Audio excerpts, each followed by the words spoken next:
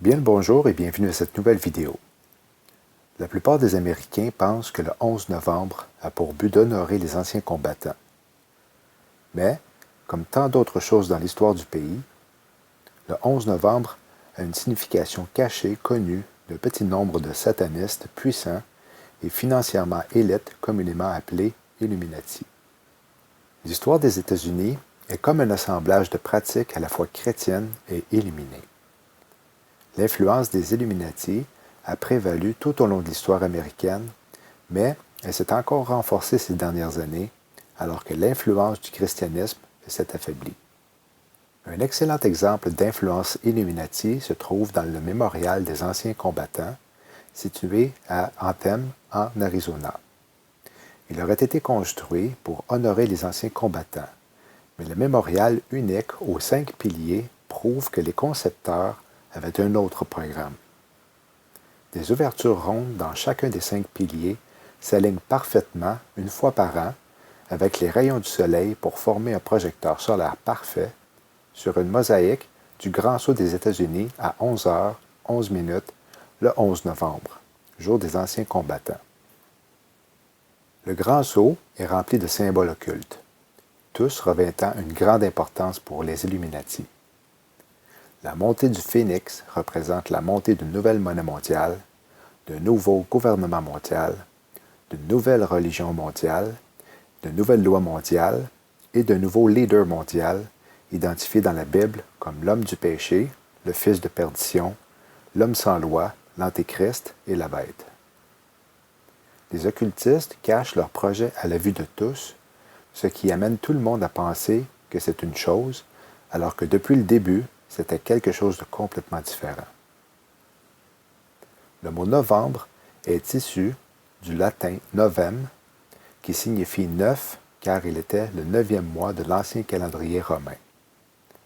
Est-ce que cette journée sera un autre 9-11? Le jour même où les Américains se souviennent de la mort des anciens combattants à Anthem, dans la région métropolitaine du Phoenix, en Arizona, les Illuminati célèbrent la naissance de leur phénix.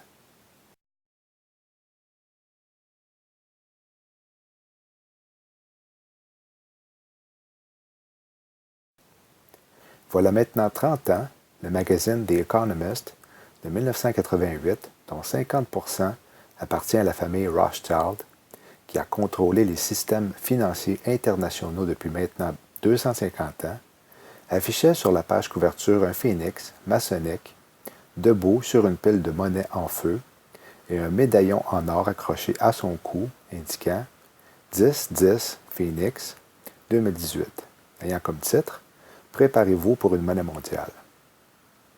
Il serait normal de déduire que cette affiche représente l'émergence d'une nouvelle monnaie mondiale soutenue par l'or à cause du médaillon accroché au cou de l'oiseau légendaire qui se tient debout au-dessus de diverses monnaies de papier mondiales qui sont consumées par le feu, incluant le dollar américain. Comme l'a rapporté l'agence Reuters le 24 octobre dernier, Rothschild & Co., la banque d'affaires contrôlée par la famille Rothschild, va céder ses activités fiduciaires à l'un de ses dirigeants afin de se concentrer sur le développement de ses opérations de gestion de fortune. Dans un communiqué, l'établissement, qui ne fournit pas le montant de l'opération, précise que la transaction devrait être finalisée au premier trimestre 2019 sous réserve du feu vert des autorités de régulation. À la suite d'une revue stratégique de notre activité fortune privée, nous avons décidé de nous concentrer sur la croissance de nos activités de gestion de fortune. Dans un environnement changeant, nous pensons que l'activité fiduciaire peut être menée avec plus de succès dans une structure indépendante, déclare Alexandre de Rothschild, président exécutif de la banque cette année. Si l'on tient compte du fait que nous sommes en novembre 2018, nous voyons que, pour la taille de l'opération, il s'agit d'une exécution en urgence absolue. En général, ce type d'opération, bien qu'aucune de cette taille ne soit connue, dure généralement des années. La banque Rothschild se caractérise avec l'exécution d'opérations importantes telles que le financement par la Grande-Bretagne de la guerre contre Napoléon. La famille Rothschild a également participé au financement de la création de l'État d'Israël et qui ont même un boulevard à Tel Aviv. Le plus inquiétant est que dans le passé, les ventes massives de fiducies ont précédé le déclenchement de la Première Guerre mondiale. Les Rothschild savent-ils quelque chose que l'on ne peut que deviner à la veille du centenaire de l'armistice? Surtout que Le Monde, en 2019, avec un fond complètement noir de la couverture de leur tout dernier magazine, sera leur 33e édition. La hiérarchie franc-maçonnique contient 33 grades ou degrés d'initiation, divisibles en 3 séries de 11. Comme je l'ai déjà mentionné, entre la fête des trompettes qui a débuté le 10 octobre et le centenaire de l'armistice du 11 novembre 2018, il y a 33 jours. Curieusement, toujours dans la lignée de l'économie, le Monopoly est un jeu de société américain avec 275 millions d'exemplaires vendus et plus d'1 milliard de joueurs dans le monde depuis son lancement aux États-Unis. Le but du jeu consiste à ruiner ses concurrents et ainsi parvenir au monopole.